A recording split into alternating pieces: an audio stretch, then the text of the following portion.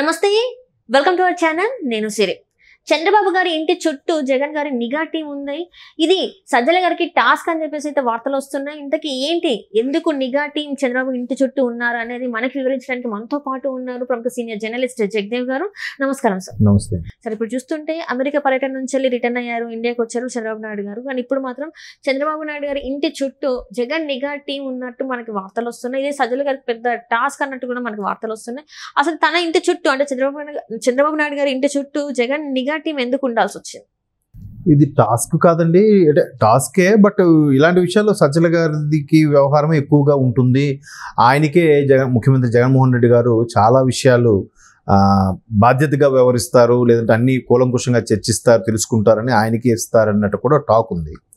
అంటే జనరల్గా నెంబర్ 2 అంశం ఇప్పుడు కూడా సజ్జల రామకృష్ణారెడ్డి గారి పేరే ఎక్కువగా వినిపిస్తుంటుంది.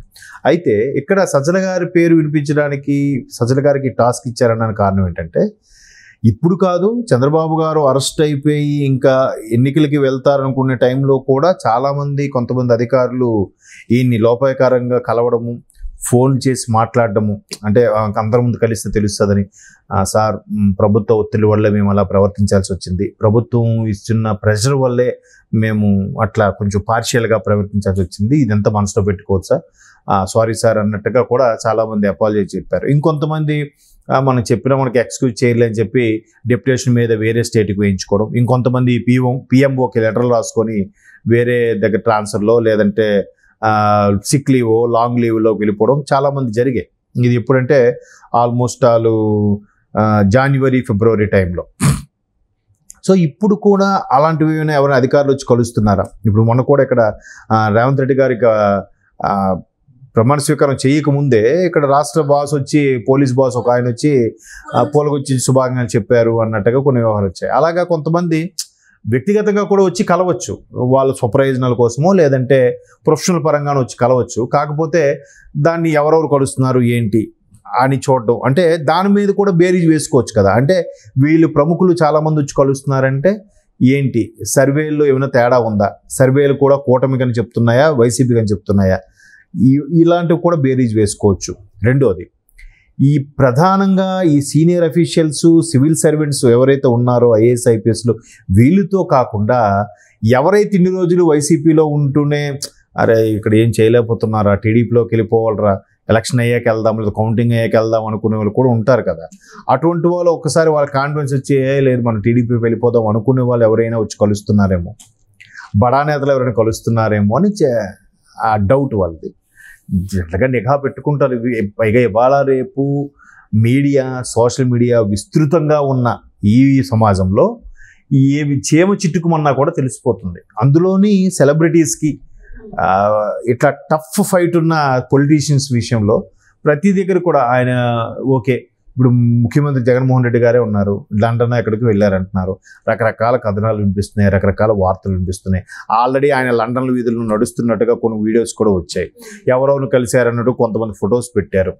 అలాగే చంద్రబాబు గారు యూఎస్ వెళ్ళారంటే యూఎస్ ఎందుకు వెళ్ళారు, యూఎస్లో ఏ స్టేట్కి వెళ్ళారు, ఏ సిటీకి వెళ్ళారు, ఎవరిని కలుస్తున్నారు, ఇట్లా ఎవరు స్ట్రాటజీ వాళ్ళకు ఉంటుంది, ఎవరు అనుమానం కూడా వాళ్ళకు ఉంటుంది. ఇప్పుడు వీళ్ళకేంటి, నెక్స్ట్ ప్రభుత్వం పరిస్థితి ఎలా ఉంటుందో, మన సిటీ ప్రజెంట్ ఉన్న ప్రభుత్వం వస్తుందా రాదా, రాకపోతే పరిస్థితి ఏంటి, వస్తే పరిస్థితి ఏంటి, వీళ్ళు ఎవరెవరు ఎందుకు వెళ్ళిపోవాలనుకుంటున్నారు మా పార్టీ నుంచి, ఎందుకు చంద్రబాబు గారిని కలవాలనుకుంటున్నారు, అంటే చంద్రబాబు గారు తప్పే చేయలేదా, చంద్రబాబు గారిని అరెస్ట్ చేసి 52 రోజులు 53 రోజులు లోపల వేసాం కదా, ఇంకా ఈయనకి ఎంత సానుభూతి రావడం ఏంటి, ఇట్లా ఉంటాయి కదా ప్రతి ఒక్కటి. ఎప్పుడైనా సరే ఎలా ఉంటుందంటే, మన పని మనం పర్ఫెక్ట్గా చేసుకెళ్ళిపోతే పక్కోడు ఏం చేస్తున్నాడని ఆలోచించక్కర్లే, మన పర్ఫెక్ట్నెస్ పనే మనకి ముందుకు తీసుకెళ్తుంది.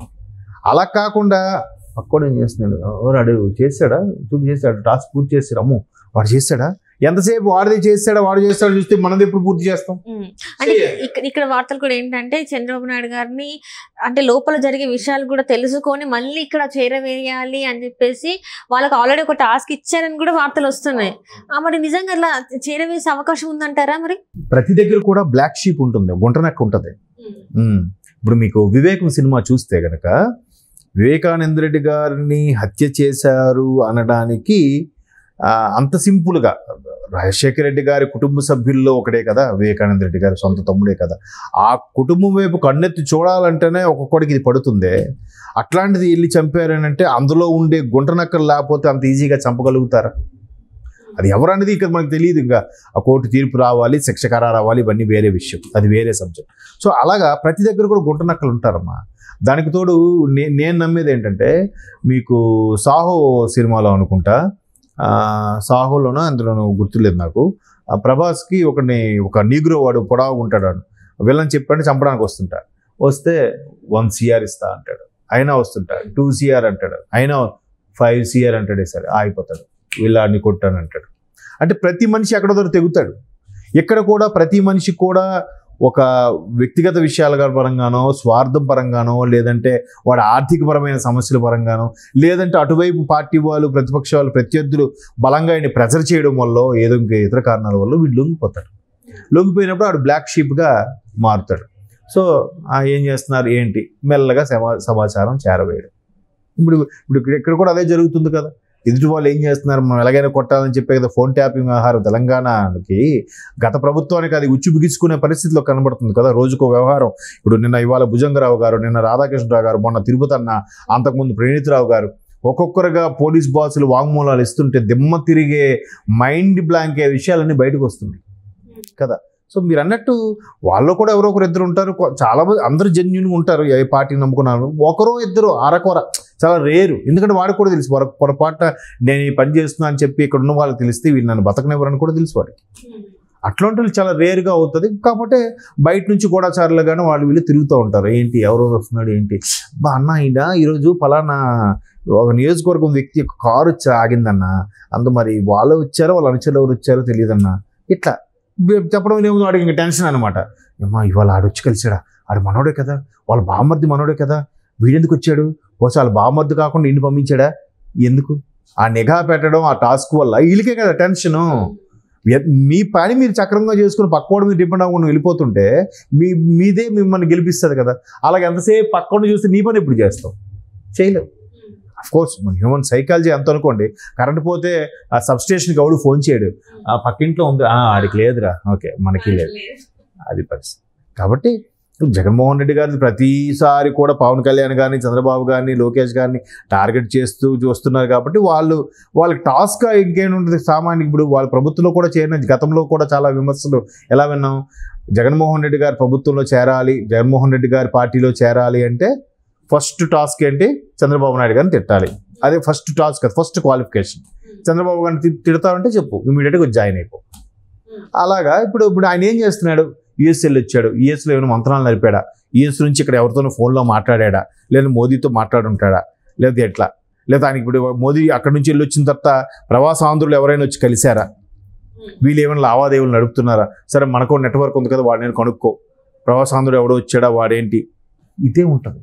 ఇదే ఎంతసేపు వీళ్ళు అసలు ఆయన ఇంటికి ఎవరు వస్తున్నారు, వాళ్ళు ఏం ముచ్చట పెడుతున్నారు, ఇవే కావాలి. అంటే ఒక రకమైన ఇన్ఫీరియారిటీ కాంప్లెక్స్. తప్పు చేస్తాం భయం ఉన్నోడికి, ఎవడు ఎటు నుంచి వస్తాడు, ఎవడు ఎటు దెబ్బ వేస్తాడు అన్నట్టుగా భయం ఉంటుంది. తప్పు చేయనోడికి అవే అంత ఎంక్వైరీ ఏం అవసరం లేదు. ఈ ప్రభుత్వం అనేది కూడా ఎలా అంటే అధికారులను ఉపయోగించుకొని వాళ్ళనే ఎలాగ ప్రభుత్వం జీతం ఇస్తుంది, వీళ్ళు వాడుకుంటున్నారు వాళ్ళ స్వప్రయోజనాల కోసం. వాళ్ళ ఇంటికి గూఢచారులుగా కానీ లేకపోతే ఏం చేస్తున్నాడు ఏంటి, ఇంటెలిజెన్స్ కూడా అలాగే వాడుకుంటుంది కదా ప్రతి ప్రభుత్వం కూడా. అది ఏ ప్రభుత్వం వచ్చినా అలాగే చేస్తున్న వల్ల ఒక ప్రభుత్వం దిగిన తర్వాత ఇంకో ప్రభుత్వం దాని మీద కక్ష సాధింపుగా వెళ్తుంది. చూద్దాం, ఏదైనా 4 సాయంత్రం వరకు ఓపిక పట్టాల్సిందే. Right sir, right. Thank you so much sir.